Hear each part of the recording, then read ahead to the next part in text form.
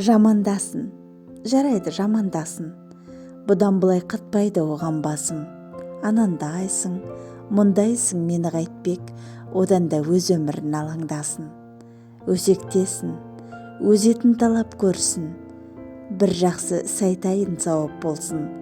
Ұқпайтындар Хужурат сүресінің 12 аятын қарап көрсін.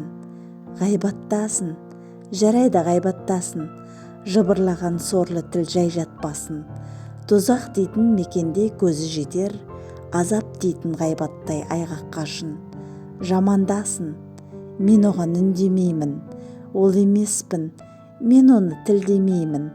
Құдай бәрін естуші көріп те тұр, жүрегімді Тәңірмен біргемдеймін.